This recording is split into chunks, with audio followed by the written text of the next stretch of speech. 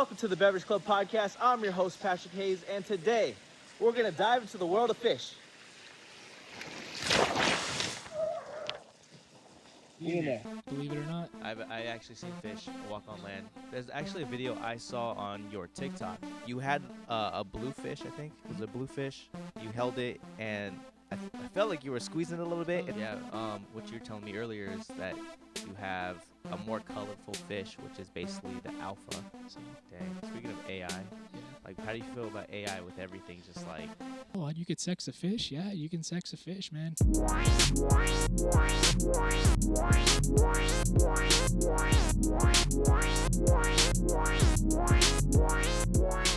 Welcome to the Beverage Club Podcast. I'm your host, Patrick Hayes, and today we're doing a deep dive on exotic fish. Please welcome our underwater caretaker, Josh Calderon. Did I say the name right? Yeah, that's okay. You said it perfectly. Yeah. Heck yeah. Yeah, perfect. Nice. Sweet. Thank you for coming on the show. Thank you for having me. Yeah, man. Appreciate it. So we are in your backyard. Earlier we walked around. You gave me the grand tour of all the fish. You said you had a 10... It's 180 gallon inside. 180 gallon tank. Yep, a 75 in the shed, a 55, a 10, and then a 100 gallon tote outside. Yeah. I did not expect to see all that. Honestly, it was mind-blowing. I saw your tank, and when you first... This is how I feel when I see tanks. You just look at a tank, and it's, like, not that deep. Then you look at the side, and it's just deep. Yeah, yep. You have to look at it from all angles to see the dimensions. Yeah. Most people, too, when you see it online, you're like, oh, wow. But when you see it in person, you're like, oh, wow, like, that's a tank. That's pretty huge. Yeah. But online, you can't really show the full aspect, until you see it in person. It's like looking at a plane online, and then, you see it in person. You're like, wow, that's a Boeing 47. Like, Yeah. that's pretty huge. Do you know why that the optic illusion of like how tanks look when you look at it at different angles? Do you know why that is? Well, you're looking at it from the front. A lot of it too is that's an acrylic tank that you're looking at. A lot of too, if you look at the glass tanks, a lot of them have different clarities and the different specs of glass. That tank there has a painted black background, so it's kind of hard to see the dimensions because the black takes it away. So it's kind of like a mirror effect. The tank in the back, okay, the tank as the tank is, Yep. it is all acrylic, same glass, but on the back it's painted black. Yep. You got your staircase. Yep. It's basically all acrylic, so it's plastic. Everything on the tank is plastic. What we have in the shed is all glass. The background for the acrylic is just painted black. So it's a better option. So instead of you rolling out a poster in the back to give you like that 3D dimension, you can do like multiple inserts. You can do like rocks of like styrofoam that they throw in to make it 3 dimension so it pops out more. That's just a basic background for the back, so that way you're not looking at the wall, if that makes sense. It gives it a little bit of a cleaner version, so you don't see the plumbing, you don't see the wall color, so it's just black, pure black. Yeah. Okay. Yeah, no, it was legit seeing all the fish and then learning as dude, as you're telling me how all the fish are, like the different types of fish and the different sizes. I was like, bro, I need meta glasses or something for this master class, dude. Yes. It definitely goes deep, man. You can actually ship fish to your house, which is pretty crazy. You can go online, type in cichlids. A lot of forums will pop up, and you can go on their websites and you can ship fish to your house. Yeah. They'll overnight them, so you can choose your fish, whatever they have in stock. You can do anywhere from like fry to 1 inch all the way up to 9 inches. You can drop them off on U.S. Cargo, which is the plane, or you can have it directly shipped to your door using FedEx or UPS. And they hook it up by throwing installation foam boxes, heaters, cool packs, depending on the temperature outside. And then they'll put oxygen in the bag as well as some chemicals. And then they don't feed the fish for about 3 days. That way they don't build up toxic waste inside the bag. So when you get to your house, the fish is not like struggling or show up dead. Yeah. So it's pretty cool, pretty fascinating. I actually have my wife dropping a couple fish that get delivered to the house that I can't make. Yeah. Like, hey, can you drop them in? Make sure they're acclimated, make sure they're good to go. Yeah. She'll throw them in the quarantine setup in the shed before I introduce them to my main tank, just to not spread disease. Yeah. So pretty fascinating. Okay, so you said a lot of words here. Okay. if we didn't have our little walkthrough earlier, I'd be lost. Just so everyone knows, you said cichlids. They're the different types of fish that you have, which are? Yeah, you got African cichlids, peacocks and haps, and they all broken down by scientific names. They all come from Africa. A lot of the species that you do see are homebred, meaning that to get lake fish and you ship them here, and then you can crossbreed them, and you can create a substance called like OB, Okay. which is oblotch. So you kind of make your own species. Okay. Yeah. And then you said fry. Yeah, fry are basically the little babies that you get, just like you see in the movie Nemo when they're stuck to an enemy, and basically they're little hatchlings. Those are what you call fry. The little guys, they go anywhere from 0.05 all the way down to like egg, and that's what I was showing you that tumber earlier, because these are all mouth breeders for the females. Yeah. Basically, they lay their eggs, they do a little circle dance. That's how they spread their love, and female picks up the eggs, holds it in her mouth, and tumbles them for about 14 days.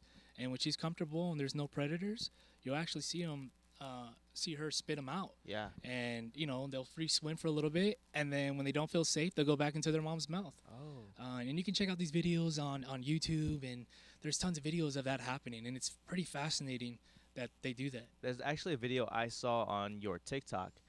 I didn't know what it was. I thought it was probably rocks, but what you just said, you had a bluefish, I think. Was it a bluefish? You held it, and I felt like you were squeezing it a little bit, and like stuff was coming out. Yep. So basically, that's how you get the eggs out. When the mother picks them up and they hold them, just so she doesn't become malnourished and she doesn't get picked on if you have multiple fish in the tank. What I'll do is I'll take my little finger, hold down the lip gently, and I basically just massage her belly to where almost like you're giving someone the Heimlich maneuver. Yeah. And she'll regurgitate the eggs and spit them out, and then basically I'll throw them into a little Tupperware. Yeah. And then throw them in an egg tumbler and transfer that and keep them there on air for 14 days until you start to see the process of them developing from egg to full body fish. Oh, snap. Dang. And I actually have videos on that on the TikTok of the process. I have people ask me, hey, how do you do the water change? How do you do the fish breeding? What did the fish look like after 14 days? Yeah. And there's segments on there from the transitions of when they're little fry all the way up to their hatchlings of what you see in the shed. Okay. So pretty fascinating. Yeah. No, when I saw that video, I was like, whoa. Yeah. I was like, I definitely got to get him on the podcast. Yeah, Dude, that yeah. video, I think it was that video alone was like, I was just, what is going on? Yes. So is that normal to do that? Like, to help the mom release the eggs, or would the mom do that themselves? Or like, what is the purpose? What is the reason why you would do it? You get better success rates, hatch rates when they do that. So especially if you have a high-priced fish, you want to see what's going on, because if you have eggs and the mom, sometimes doesn't hold the eggs, she spit them out, and next thing you know, you have other fish there, and they'll just pick them up and eat them. So to prevent that, you basically put them in an egg tumbler, and then you have physical eyes on of what you see the process is going on. Then you can see what's a good egg, what's a bad egg. Yeah. If it has a light brown color to it, it's good. If it's pure white and it has like fuzz on it, you want to toss it. It's basically contaminated with fungus, and you want to get rid of that ASAP before it disrupts the whole batch. Oh, wow. And then it basically can kill everything in there, as far as the eggs. So you're like a Spartan. Yeah. It's like a science experiment. When you do it, it's pretty fascinating. Everybody, when they always come over, they're always intrigued. Like, man, that's pretty cool. Like, you get a different level of obviously respect, and then you get more hands-on. Like, you start asking questions. Like, wow, you start from the basic, and then you're like asking all these other questions. Like, hey, this and this and this, and it goes down from there. Yeah. So. Yeah. No, that's intriguing, dude. Yeah. I didn't know. We did our walkthrough, but like, I didn't know that it's that in depth. I didn't know that like there's, what'd you say, bacteria? Not bacteria. Fungus. Fungus. Yeah, they'll develop on the eggs. It's just like humans. When you sit in a bed for a long time, you develop sores on your body, and then if you don't move around, blood circulation and fungus moves from one area to the other with open sores. Kind of the same instincts what you have with fish. You always want to keep them fresh water, where it's clean, obviously dechlorinated. And you just want to have to make sure where the fungus is not where it presents itself. Yeah. So I guess it just depends on the environment. Okay, so all the fish that you have are freshwater fish. Yep, freshwater fish. I get that a lot too. A lot of people are like, wow, this is saltwater. No, it's strictly freshwater. And that's the reason why they're cichlids. A lot of people like them for their colors. That's the mass majority of it. It's where it's low class. A lot of people, I would love to do saltwater. It's a little bit more on the expensive side because you have to do like chillers, heaters, and other things. And Yeah. bigger tanks, and obviously the fish are a little bit way more pricier. So I just stick to exotic freshwater fish, and it runs deep, man. You can do not only cichlids but other fish from the Amazon and stuff like that. So I've seen people run piranhas. It's pretty cool. It's pretty fascinating. They throw in fish and you see them devour. Yeah. Piranhas is a freshwater fish? Yep, freshwater fish from the Amazon River. And you know, you get all different types of fish. You can even get red-tailed catfish that grow up to like 5 feet long. And I actually seen people where they convert their swimming pools into ponds, and they just let them grow. Pretty fascinating. Okay, so real quick, just so we have like a evolution path. Mhm. Okay, it starts as a fry. Yep. Okay, from a fry it goes. Goes into a little hatchling, and then you're looking at the little juveniles. So those are basically the little juveniles that you see there. They go from like sizes, just like you wear your size like in your shirts. It'll go from like, you know, small to medium to large to extra large. Okay. And extra large, you know, sometimes they'll have a range. It would be broken down either in centimeters or inches. So 15 centimeters or 9 inches, or give or take, you know, or 10 inches. Yeah. Just for an example. Okay. And then that way, you know, like, you know, what type of fish that you're buying and the size, and you know, the sex too. The sex obviously matters on the fish. What you see here, everything that's colorful, I would say, I don't know, 85 to 90% are males that show color. You may have some females that show color, just like you see the Venusis. How I was telling you, you'll see color on those guys, but the face won't turn blue. And that's an indicator that it's not a male. So you have species like that where you can run into and you think it's a male and it's a female. So you kind of have to watch out too when you add those to your tank. If you add a lot more females to males or males to females, you'll get a lot more dominance, and fish will start fighting, right? Yeah. It's like the stud in the room and every girl wants them, or it's the opposite. There's too many dudes to one girl, and they're all fighting. So you kind of have to watch that when you add fish to your tank. There's a lot of science behind it. Yeah. What you were telling me earlier is that you have a more colorful fish, which is basically the alpha. Let's say you take that fish out of that from your breeder tank. What is this, a breeder tank? Yep. And then you take that fish and you put it into your larger tank. Yep. And then another fish gets more color and becomes an alpha. Yep. Yeah, when you always add new fish to in a tank, and especially an established tank, you always want to watch out for dominance. You know, it's like adding, you know, when the environment's already set for the fish, you kind of have to change it up on them, especially adding new fish. You want to add more than one fish. You want to do about 3 to 4 with color and rearrange the tank with the lights off and add a little bit of food, right? Yeah, okay. So if you sneak them in there, they don't really notice you. And as your tank is overcrowded, you know, that's the reason with cichlids, you kind of have to overstock your tank. And by doing that, it's like going to Disneyland and walking around. When someone bumps into you, there's thousands of people. You don't really know who bumped into you. Right. You know, it's the same instance with the fish. When you have a tank that's crowded and you add those other fish in there, they're not going to realize they're new. Yeah. They're going to be like, oh, you've been here for a while. We'll just leave you alone. We've been fine so far. Until one of those fish, you know, decides to size up the dominant male, and that's when you have lip locking, where they start to go into fighting. And usually you kind of have to separate them because it doesn't end too well. Usually one dies, so where you have to take one out, keep them in timeout for 2 weeks. It's funny, put them in a little pen test box and throw them in the shed. Okay. And then as soon as they calm down, you can reintroduce them to the tank. Dang. A lot of knowledge. That's yeah, a lot. A lot of knowledge. It goes deep, man. It's just not just having fish. You know, you can go from different water parameters to food, to different types of food. You know, you have anything from, like I was talking about earlier, live brine shrimp that you can hatch yourself. That's right. You can go from flake diet. You can go to pellets, as well as live food. You can even feed them minnows, depending on the fish. I've only known about flake diet. Yeah. You said flake diet. I would say flakes. Yeah. But I only knew about flakes. Yeah. The only time I knew about pellets was when I had a turtle. Yep. But that's insane. Okay, so you have flakes, you have pellets, you have other fish. Yeah, you have other fish. You can do Daphnia, which is like another substance of brine shrimp. Okay. And it's good for protein source, especially if you're growing out fry. It's like giving someone protein powder when they go to the gym, right? It's going to increase your growth. Same thing with fish. Okay. You look at it like that, depending on what type of fish you have. So the ones I like are predators, which are the haps, and then the peacocks. And then you have another fish, Mimbuna. Those are like algae eaters. So those where you go into, like, you know, you can feed them like cucumbers, Whoa. skin them, throw it on a fork, and drop it in your tank. Plecos love eating that type of stuff. As you see there, I have an albino self-in pleco. Okay. You can feed them veggie wafers. Oh, they make all types of food, man. You'd be surprised. You'd be like, wow. Yeah. But it's pretty fascinating. You just told me cucumbers right now. Yeah, cucumbers. Yeah, you can feed them cucumbers. In the wild, that's what they graze on, you know. And you have the rocks in there. You let the algae grow. Yeah. They'll feed on other fish, but mostly their diet is algae. And they have little razor teeth, and they just go against the rock, and they just scrape each one, and that's what they eat. You know, what's funny? Not funny, but like, there's this game that I used to play with my friends. It's a board game. It's called Oceans, and with Oceans, they have different animals that do different things. So like they have a feeder card, which I don't even know how to explain it.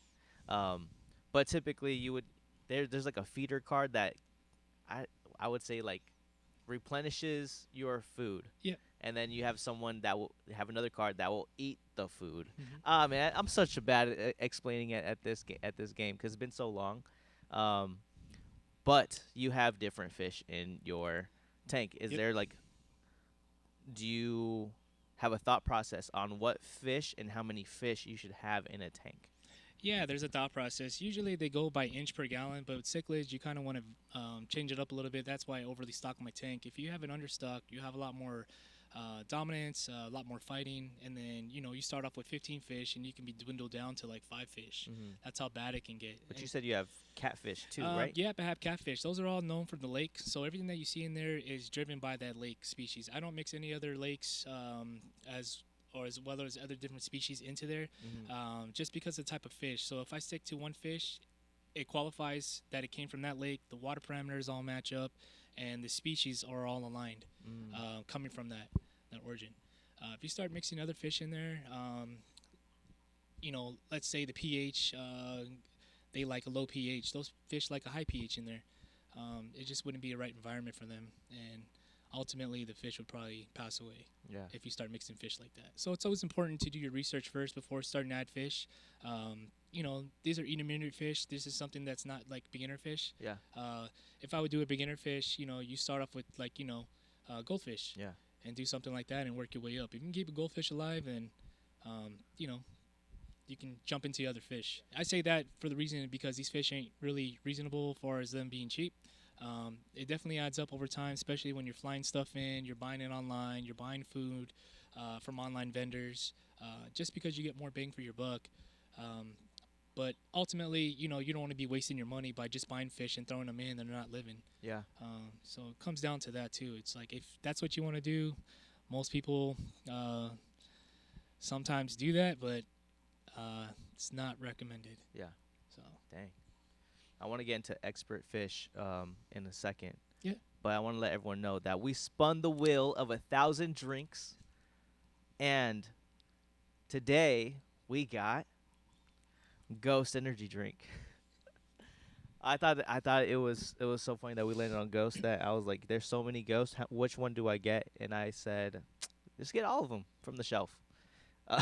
So I went to Wally World, got every single one on the shelf. Actually got 2 of each because we played a game. It was a fun little game that I've never done before. But dude, Josh killed it. Like, I feel like this dude's got X-ray vision. Like, it was so quick. But yeah. So we got 8 flavors. Okay, 8 flavors. Going from sour peach lemonade, blue raspberry, Sour Patch Kid, orange cream, cherry limeade, straw bango, America Pop, Welch's grape, and also another Sour Patch red berry flavor. So, Josh, you can have any flavor that you want. Perfect. It doesn't matter which one, but there's a consequence if you choose one of them. I'm just saying, if you choose one of them, there's a consequence. I'm not gonna tell you which one. Well, you told me earlier which one's your favorite. I'm gonna go ahead and do the cherry limeade. I've had this before, and it's so good. So good. Okay, for sure. Hopefully that's not the one. That's not the one. That's not the one. No, the one that I was gonna say, if you got the Welch's grape, yeah, I would have to have you try it with peanut butter. Oh wow. Is it good? So it was like a thing back in the a few months ago, there's this guy. His name is the Trash Man, and he just combines drinks sometimes in a big gulp drink, right? So he's like, we're gonna take this Welch's grape and we're gonna take this peanut butter powder, put it together, and then he's like, we'll see how it tastes. And it tastes like he's like, it tastes like a peanut butter jelly. What the heck? Wow. So I tried it myself, and it tasted like a peanut butter jelly without the bread, and I didn't like that because I like the bread. Yeah. No, I just thought it'd be so funny. I have no other consequence for all these other ones, but that I thought it was funny to try. But yeah, I'm going to grab America Pop because I've never tried it. I've never tried America Pop before. I've had most of these flavors, but a couple of them have it. That cherry limeade, huge fan when I go to the gym. Oh yeah, everybody talks about that one. Huge That's the fan. only one I had, and I fell in love with that one. So Heck yeah. why not try it again? Cool. All right, man. So yeah, this is the podcast beverage for today. And cheers. Cheers.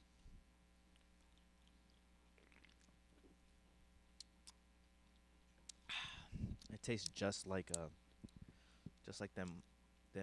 push pops or pop bombs that you get from the ice cream truck. The all-American push pops, huh? Yep. Okay. It's a little too much America for me. No, it definitely brings back nostalgia memories of the 90s of chasing that ice cream truck and going to the swap meet down in Oceanside. Oh, down Oceanside, yeah. Some nostalgia like flashbacks. That's crazy that a drink can do that to you. Do you ever have any of those type of things with anything like food, drinks? Oh, you know what? With food, I really like ceviche, man. Okay. Yeah, going down to TJ, we used to go there with my parents, go get some food, and then come back, and then, all the vendors are selling you stuff. That was like the best time. Mm-hmm. I'd be like, hey, I need a piggy bank, and buy all the cool little piggy banks or blankets, and then coming back. Good little memory. Yeah. Doing stuff like that, yeah. So wait, piggy bank or blanket, not a food item. Piggy bank, and then food item would be ceviche. Oh, okay. Yeah. I would just come back from the vendors, and man, they would sell all kinds of stuff, candy, food. Yeah. All the little goodies that you can get coming back. Okay. Yeah, I didn't know if piggy bank and blanket was like a Oh, food item. yeah, like food. I'm piggy sorry, in a blanket. yeah. Like See, it brought back memories, and I just went ahead and just said, whoop, jump to a different topic, and like, oh yeah, piggy bank, yeah. No, you can't eat those, but yeah. Okay. Hey, I get there's food items that people will just call different things, and I'm like, oh, what the heck? Yeah. There's actually I used to go to this Thai spot in Oceanside. Mhm. It was called Papaya Bay, Okay. and they had this food called money bags, and it's like an egg roll, but in the shape of a money bag, Oh wow. right? So when you said piggy bank, I was Yeah. like, oh, what Okay, the yeah. hell? Let me Is know that- about the ceviche money piggy bank. Yeah. Yeah, that's legit, man. So, expert fish breeding. What type of fish would you consider as someone that would be an expert when they breed fish? Like, what type of fish are you getting? When you're breeding someone, let's say an expert fish, you obviously want to break it down. You want to make sure that you have the right male to females, and then they're the same species. Yeah. You don't want to crossbreed them. You want basically, if someone's looking for a fish that's specifically this and they ask for it, you want to make sure that you have that male and those females. That way, when they develop their babies, it's going to be identical to what you're breeding. Yeah. If you start mixing stuff up, let's say a male crosses over with a different female, and they ask for a fish, you won't be that fish. It's going to be something else because obviously you mix the genes. Yeah. So it's a little bit different. Gotcha. Yeah. Okay. So earlier you said that you have a 180-gallon tank. Yep. And then you want to get into a 300-gallon tank. I was trying to jump up to a 600-gallon 600. tank. Yeah, 600-gallon tank. I've always wanted a big tank. Throwing tons of fish. It's like going to the aquariums down in Long Beach. I don't know what it is, man. When I see the tanks, it's relaxing. It's stress-free, especially coming home from a hard day's worth of work. Yeah. And you come home and then you just look at your tank and you just see it peacefully, and you're feeding them and you're just watching and sitting back, and Yeah. kind of takes your mind off reality for a little bit. Puts you into a fantasy land Yeah. where it's just like, oh man, super peaceful. That's cool. Yeah. Plus, I get to hear the water running on the tank. I Yeah. don't know if you heard it when you came in. Oh yeah. It's basically the filter that's kicking on. I run a sump. That's just basically an open tank on the bottom that pumps up water from the tank and goes down into a filter pad and then just goes into that circle. There's a lot of science behind this. Yes, a lot of science behind it. You just want to have the right water parameters and stuff like that before even setting up a tank. Yeah. You know, it usually takes a while. You can add beneficial bacteria to a tank to help speed up the process if you wanted to add fish right away. But a lot of times you want to let a tank cycle for anywhere from 2 to 3 months. When I bought this tank, it was a saltwater tank originally. So I cleaned it out really good, flushed it out, changed the sand, filled it up, let it run, make sure it had no leaks, and then let it run for 3 weeks. And then I added beneficial bacteria to help boost it, but I let it sit there for a while until the water parameters came right. Yeah. So definitely, like you said, a lot of science behind it. You want to make sure everything's good, especially, you know, adding fish. Yeah. You don't want to add a lot of fish and your water's not ready and wake up the next day and all your fish are upside down. Never a good sign. How did you get into this? Interesting story, man. A lot of people ask me that. Around 2011, I blew my knee out at work. I was on workman's comp for about a year. You know, being on pain medicine and stuff like that, just sitting in my room. I was on YouTube. And next thing you know, you stay on YouTube long enough, man. Most people know it ends you to like weird places. I was watching from like popping abscess with cows. Yeah. Popping abscess. Yeah. Like Dr. Pimple yeah, Popper. Yeah, cows. Okay. Exactly. All yeah. right. And then next thing you know, a fish popped up, and I just clicked on that video, and I'm like, wow, this is pretty cool. Like, is this freshwater, saltwater? And then, you know, started going down the rabbit hole, you know, because it sparked my interest, and I'm like, what? And then when people started telling me, like, yeah, you can buy these fish online, because most pet stores at that time didn't really have them in stock, you know. Yeah. So this is stuff that you would buy online. And, you know, stayed there long enough and did enough research to find out what species I wanted and what species I can mix together. And here we are today. Yeah. And that was at my mom's house back in the day. And, let's just say interesting times, man. I turned the garage into basically what you see here. So she was just like, wow, we're running like a little pet store here. Yeah. So it was pretty fun hobby. Yeah. And then I met a guy in Escondido through connections, and wow, he was a master breeder. Basically had a big old greenhouse, I would say probably on 2 acres.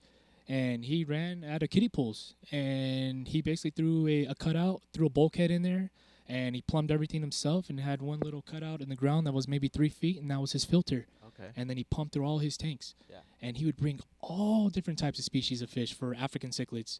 And then, you know, he would sell them to the local stores or ship them back to Florida or vice versa. Florida would send him fish. Yeah. Interesting guy. His name was Charles. He's the one that taught me some of the knowledge that I have today, you know, share with them. Because I would go there and I would work and, you know, ask him like anything else. Like, don't pay me. Yeah. Let me do some work. Let me find out. Let me get into this. Let me feed this fish. How do you sex the fish? Yeah. And a lot of people are like, oh, you could sex a fish? Yeah, you can sex a fish, man.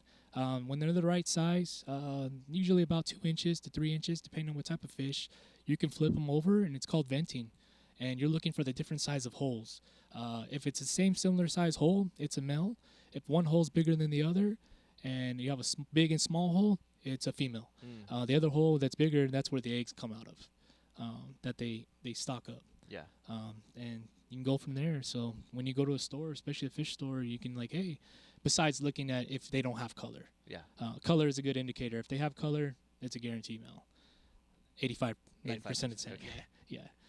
So depending on the species. Yeah. So the other times, you want to make sure 100% you can vent them. And when you buy fish online, you know, they'll vent them for you already, and they'll put them in the little cart, and they'll segregate them, and they'll say, hey, look, these are 85 females and 40 males. And you can build your ratio up from there and ship them to your house. Yeah. So. Dang. Do you sell the fish yourself? No, I kind of do like a trade for right now. You know, like I said, I just started back up 2 years ago, so it takes a while for this stuff to happen, to get into motion, especially when breeding. Yeah. You know, these fish, you know, for sakes, they don't pop out at 5 inches. I would love if they did, you know, full color, but it takes some time. Yeah. It takes some size to build up to. So what you're looking at there is probably about maybe about 8 months of growth that you see there. Okay.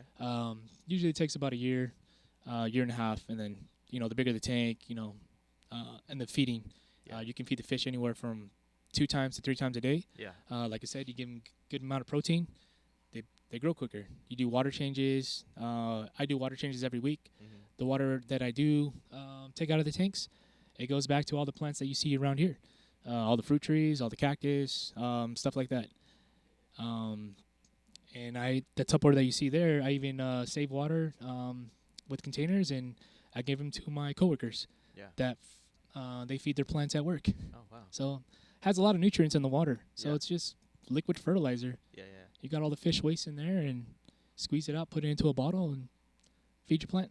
Bless the trees, and now you have big. Yeah, grown trees. It will help, add a little bit of fertilizer to it, and the water and stuff like that. So That's cool that you can recycle everything and that they provide excellent fertilizer. What you did say is like they die, and from what we talked about earlier, you said that you have a whole system in that shed. Yes. You're like, I have this vent for humidity, I have these plugs for this, I have that for that. Yep. I have the air hose for this, and then I was like, wow, everything it's like scienced up in there, man. yeah, Where you have if the power grid shut off, Mhm. you have a UPS. I have it on the UPS. And then a generator. Yep, have a generator on top of that. So the UPS buys me time to get home to hook up the generator. So if something were to happen and I have a longer power outage over an hour, it gives me enough time to set up the generator Yeah. and run that bad boy, put all the cords on, and keep everything alive. Yeah. So right now, everything is hooked up with live power as well as a UPS. So if power dies, UPS kicks on. The fish still have air, so they can breathe. If everything shut off completely, 35 minutes, maybe an hour, fish start gasping. Good indication of the sign of that happening. They come to the surface trying to open their mouth because they can't breathe, and sooner or later they start twirling, and eventually they end up upside down. And there's no coming back from that. Oh. Okay. So, dang, I didn't know that fish come up to the water for air. Yeah. I thought that was just dolphins. Yeah, it's a little last resort. They don't get anything like that. They can't do an exchange like that to come up, but they're crying for help. Like, hey, I need some air. So it's their way of showing, like, hey, I can't breathe. There's no oxygen in the water. There's no exchange happening. There's nothing left. Where would the fish get the air? In like not in a tank, but like out in the like a pond or. You have like currents, usually ponds too. They run like filters. So anything that has surface agitation that's going into the water, you're gonna have oxygen exchange and stuff like that. And that's why too it's important to keep algae down. Like you see places that don't have high oxygen amount, that's where you have a lot of fish death. Algae grows, it blooms, builds a toxin, suffocates the oxygen out, and that's when you start to see fish come up to the surface. Wow. Those some facts. I didn't know that they needed air. Yeah. There's even a waterfall back here that turns into a pond that they have koi. The red hawk one? Yep, the red hawk. Yeah. So anything that you see like that, surface agitation, you'll never see a pond that's stagnant. Or if you do, the fish can also breathe air. There's a fish down in Florida. It's called the snakehead. Okay. That's actually a fish that can walk on land. Believe it or not. I actually seen fish walk on land. Yeah. I was in Thailand. Thailand? Okay. Back in 2011, and there's like fish literally walking on like. Yeah, walking on land. Bro, You've probably seen it. It's probably a snakehead, man. Bro, I had no idea. I was Yeah. like, bro, this is insane. I've Yeah. never seen anything like that. My brain was exploding, bro. Yeah. They can live out water. They can breathe air. So they have those here. Yeah. I Well, thought they were just in Thailand for some reason. no, they have been in Florida. Obviously, when people buy fish, Yeah. it's like the black market. People bring fish in, they release them. Even goldfish. People fish with goldfish in ponds. They release them, even though they're not supposed to. And then that's when you have, species that are not native to these type of environments. And then next thing you know, it's like, hey, like carp, for example. They bring in carp and fills in tons of lakes and stuff like that. And now they're just growing. They don't really have any predators, so there's nothing really going after them. Gotcha. So you can just breed and have nothing to worry about. You're going to thrive. Yeah. That's crazy. So, yeah, humans step in and try to remove as many as possible. Same thing with plecos. You'll see them at the pet stores. Those are the little ones that are black, that are spot fin plecos.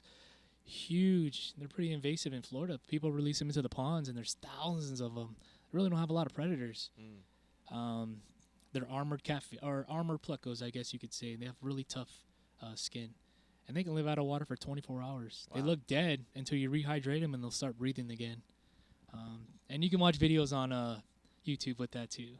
Wow. Like I said, YouTube leads you to weird places. Yeah, the rabbit hole. Yeah, you have a question, go to there, and as AI becomes more powerful, I'm sure AI will start picking up the knowledge to where if you have a question, you can answer that, and it'll give you the information that you need. Yeah. So, Dang. Speaking of AI, yeah. like, how do you feel about AI with everything? Just how much things have changed. Like, almost you can't even tell if it's AI or not. You have to like second guess things. Yeah, all the videos and stuff like that. You know, I'm pretty good with AI catching certain videos, but even certain videos that I see that I'm like, wow. A little bit of my background, I do IT on the side. Okay. So I'm able to tell like what's AI, what's self-generated and stuff like that. Just because of the pictures, you know, it doesn't match up the frame by frame, or you can look in little key fixtures in the background where a person just automatically reappears and you're like, how'd they do that? Yeah. That's AI, you know, it's looking. Or they're even the voice changers, you know, it's like, hey, call to pretend to be someone else, and, you know.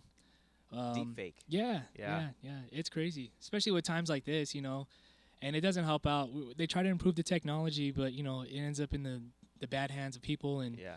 they use it to manipulate a lot of other people, and it works in their favor, you know. Yeah. I saw a lot of people getting scammed out there. I know. A lot of people getting fished. It's just Fished. yeah. Oh my god. Yeah, dude. yeah. I didn't think we'd get there. Yeah, That's crazy. Yeah. Oh yeah, dang. Yeah. That's That's insane. Yeah. I just realized. I didn't realize. There's like this thing about phones, not phones. Yeah, phones. When you get a phone call from like a potential scam type person, Yep. or maybe if it doesn't even say potential scam on your phone, Yeah. you'll pick up the phone and there's nothing being said. Like they don't say anything. Yep. And I recently heard you don't want to say hello. Yeah. You don't want to ask or like Yeah. say is this your name or whatever. Yes or no's. Like Yeah. how's that?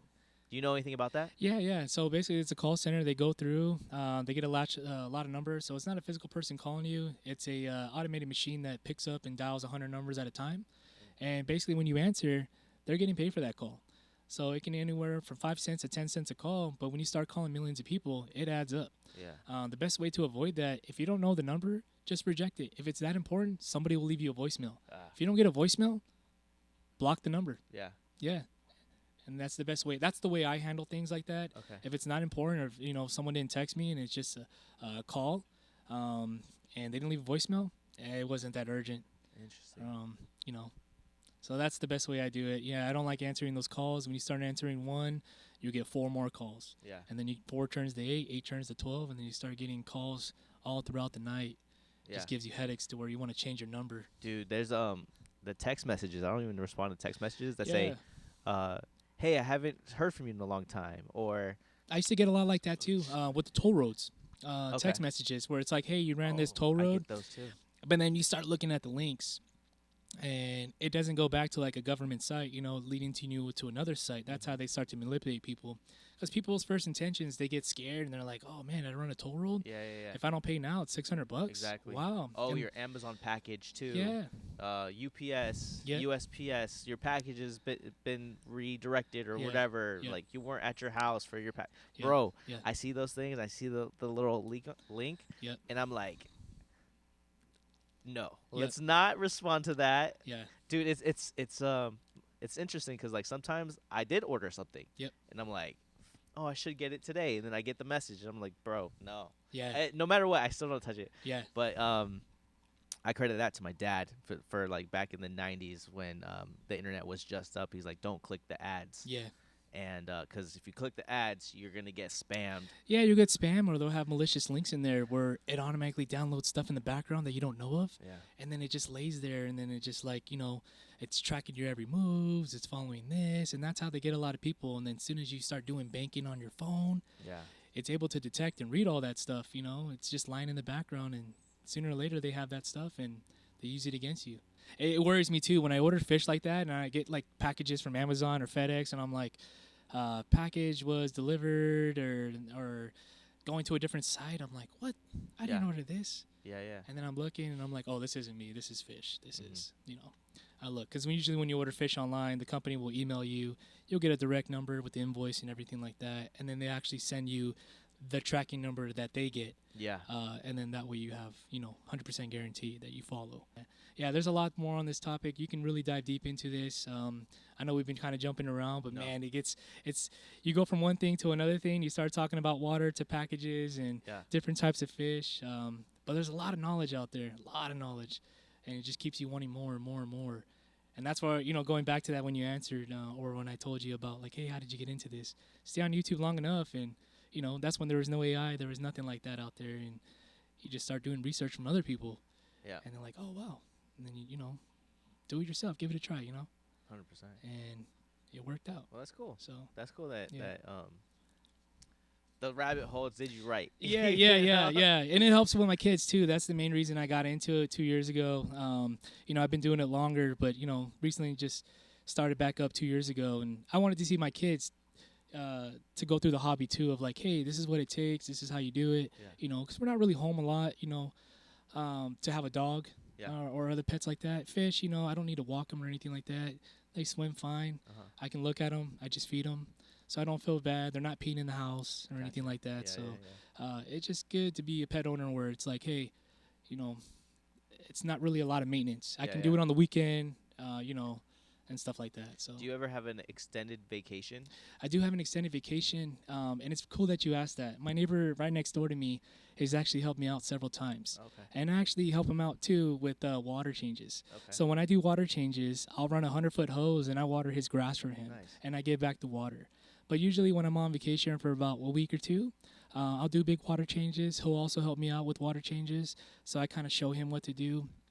I'll label all individual food in little salsa cups, pre-measured, and I'll label them out for like Monday, Tuesday, Wednesday, Thursday, Friday, and so on. Yeah. So he just comes over, dumps it in, watches the fish, make sure nothing dead, and gives me a text. And then I also set up cameras to make sure, hey, everything's good, That way if he doesn't come over here monitoring 24/7, I have a camera on my tank like, hey, there's something floating. Yeah. Something happened. Can you go over there and check? Can you get him out? You don't want a fish to decay in your tank. It builds up a lot of toxins and can end up killing all your fish too, especially with those size fish. Yeah. A lot of toxins that build up. So the quicker you see a dead fish, remove them ASAP and then do a little small water change. So it always helps me out. Yeah. That's what's up. So it's always good to have people like that, Yeah. And he's used to run saltwaters and tanks like that back in the day. So he's familiar. Yeah, he's familiar with it. Lucky. And even asking questions, because everybody has a unique different setup of doing water changes. When I run a big pump, big water hose, it just makes life easier. I'm basically a sump pump and I just water everything out here and then use the hose, put in the right temperature and fill it back up, and now I did the chlorinator. Yeah. And then clean my filters. That's legit. So, yeah. That's what's up. So pretty cool, man. No, but that's legit. With being able to go on vacations and you have someone that you can trust to do that. Yeah. That's awesome. Yeah, no, very fortunate. Or you can hire, people out there that do those type of maintenance. Like they come to your house. Yeah, it's like a service. Deuce Yeah, Bigalow. Deuce Bigalow. Yeah. That show always cracks me up, man. Or the movie, I should say. Cracks me up. It's like, it makes me laugh. Especially when he goes into the pet store and he's like, yeah, let me get some snails. Or, he does all the little stretches and, builds the tank. So, especially those prize fish in there, they're pretty expensive. So you see when he had to do the hustle to make that money back to rebuild that guy's tank. Yeah. Dude, I used to love that movie. I used to watch that movie all the time. Yeah. But what's crazy is meeting you. Yeah. and then you could potentially be that dude. Yeah. You're gonna get that huge 600 gallon tank. Yeah. Eventually. One day, you start off slow, and see the progress and. Because I did start off slow when I first started this. I started off with like a 20-gallon tank, jumped up to a 50, 75, a 150, and then you work your way up. And easy to say, like when you have a bigger tank, man, the maintenance is easier. It's because you're dealing with a large volume of water. When you have a small tank, the toxins build up quicker, a lot more water changes, especially the fish load that you have in a small tank. You have to watch out what you put in there. So these fish do require a certain size tank. Usually it's 55 and above. That they start off with, and then you can grow from there.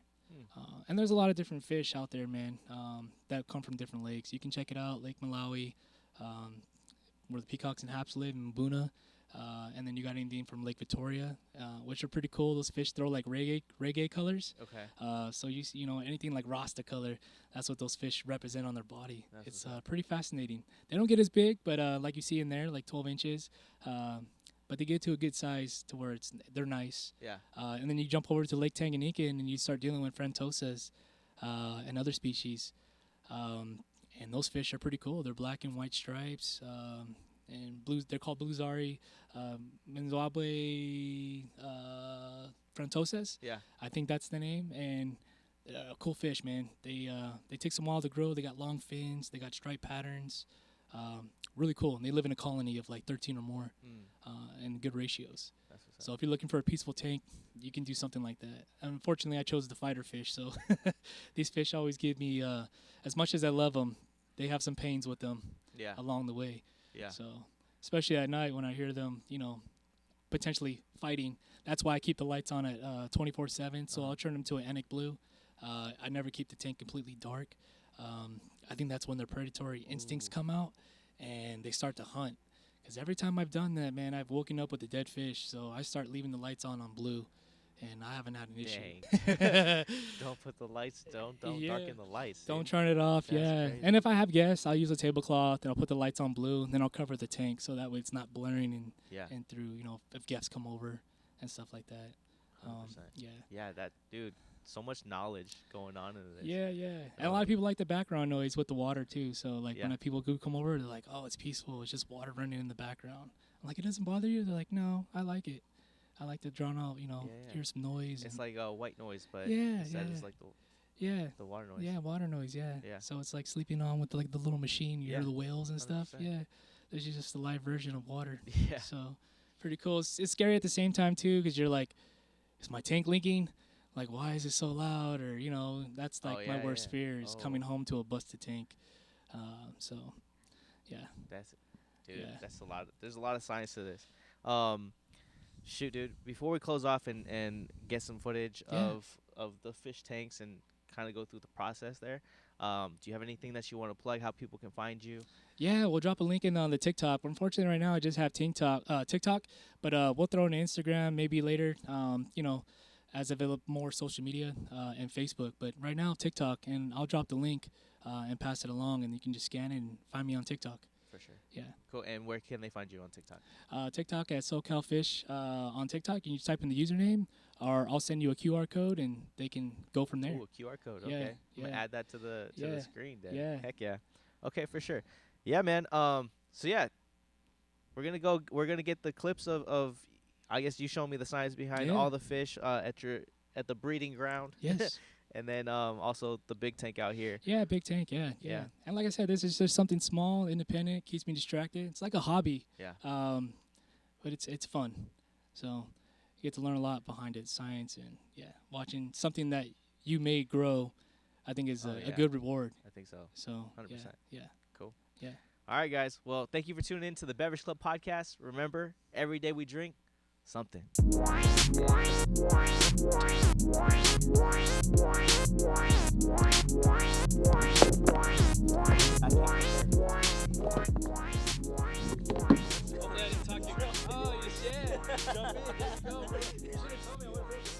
Oh, really? Yeah, then you would have like, boom. That would have been your intro coming in. Yeah, that's what's up. Yeah. Let's do it.